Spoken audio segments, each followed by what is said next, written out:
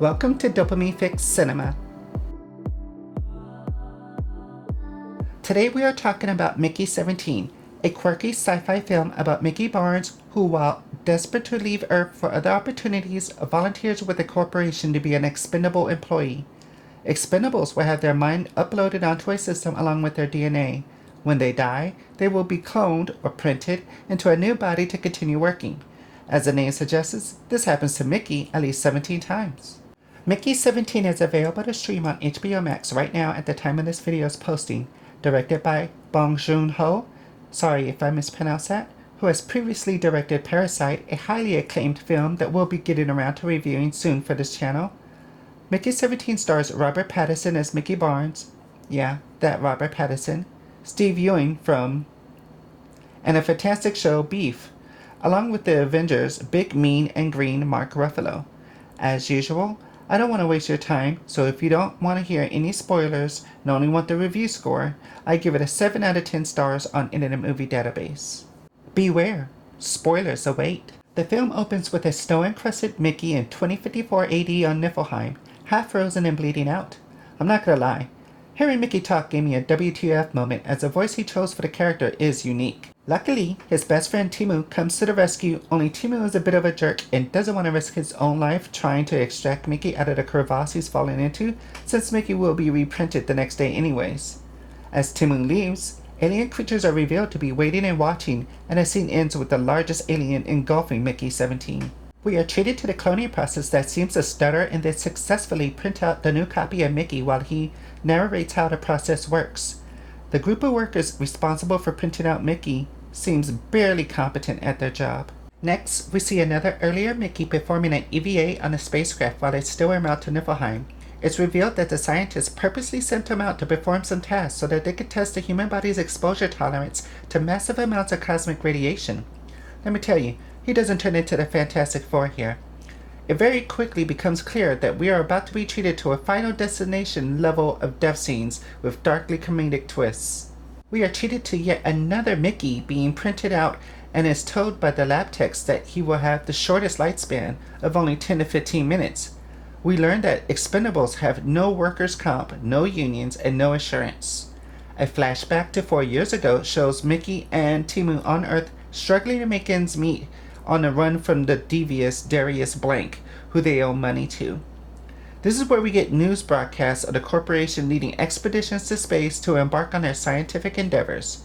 We are also shown how the cloning process works in detail and that Mickey must commit suicide to seal the deal as an expendable and board the ship. Day 1 on the ship looks dull and Mickey 1 is incredibly awkward.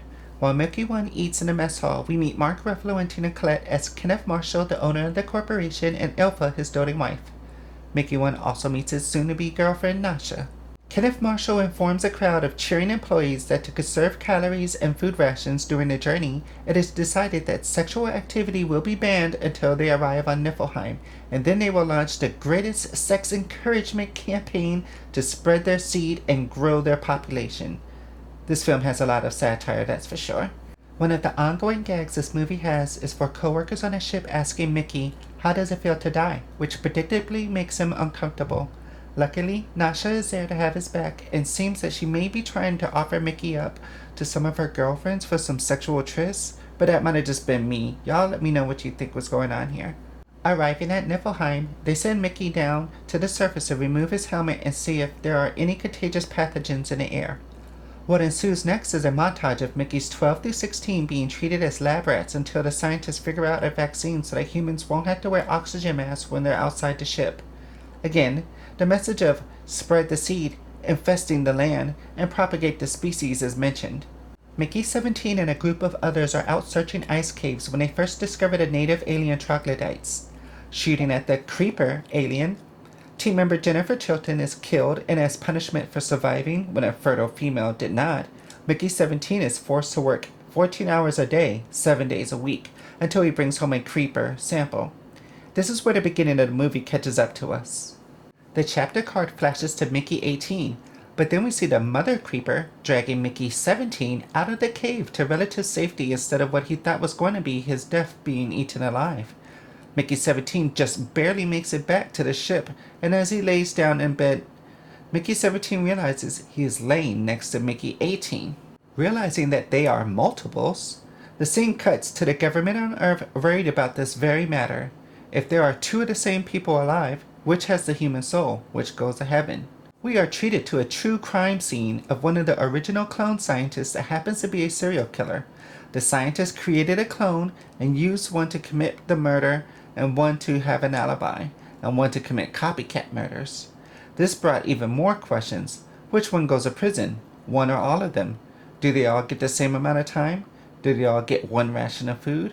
Or each get their own? Kenneth Marshall decides that any instance of multiples will all be killed and destroyed and that nothing of their essence will remain. Mickey 18, being the more violent and battle efficient of the two, knocks out Mickey 17 and prepares to dump him into the incinerator.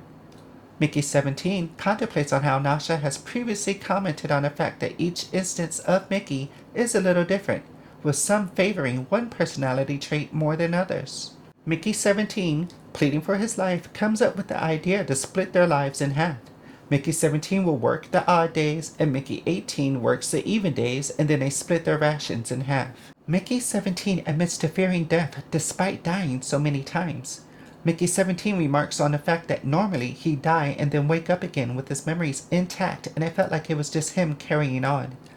Now that Mickey 18 exists and already has diverging memories of his own, if Mickey 17 dies, he doesn't get reborn with all his memories because Mickey 18 would still be alive, and all the memories of Mickey 17 after the creeper saved him would now be lost. Timu walks into the incinerator room to conduct a drug deal, and both Mickeys just barely have enough time to hide.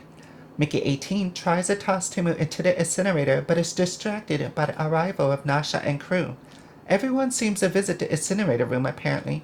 While Mickey 18 leads Nasha away to the bedroom, Mickey 17 is surprised by the Marshall PR team deciding to award Mickey 17 their Employee of the Month style award, which includes dinner with the Marshall family, indulging in real food. Mickey 17 is also joined by Kai. During their meal, Marshall begins explaining how Earth and all its muddy people are being left behind so that Kai can help Marshall create new human colonies on a pure white planet full of superior people. The messaging is very clear. Marshall even seems to insinuate that he and Kai should combine their superior genes to help advance civilization, all while his wife is next to him and she grins from ear to ear. They continue to mention that they want to create a pure human race that gets to consume real crops and real meat with delicious, delicate sauces. This couple is cuckoo for Cocoa Puffs, and it shows as they break out in song at the dinner table. Suddenly, Mickey 17 falls over and vomits, and a team of lab techs rush in, claiming that they've used a new type of human growth hormone which must be causing these side effects. Mickey 17 is given a painkiller to help, but only seems to exasperate things. Later, it's revealed that a creeper was hidden away in a burrow in a massive stone that the scientists had brought back to the ship. As Mickey 17 attempts to capture the creepers, at one point even trying to communicate with them, the fact that there being multiple Mickeys is found out. Marshall has the creeper shot down, and during its death throes it cries out for help. Mickeys 17 and 18 and Nasha are put in a cell, and Timu later reveals that Darius Blank is forcing Timu to send back proof of death of Mickey Barnes. Mickey 18 and Nasha attempt an escape from their cells, but are soon captured again anyways. The mother creeper has all the creepers in the area surround the ship as if in preparation for battle.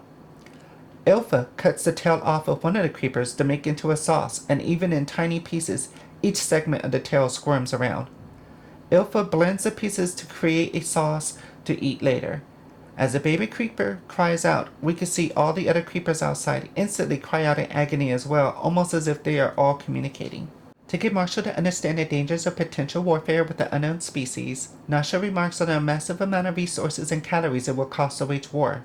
Nasha openly wonders if anyone knows if the creepers even want to engage in war, as they've only been swarming around the ship and not actually attacking it.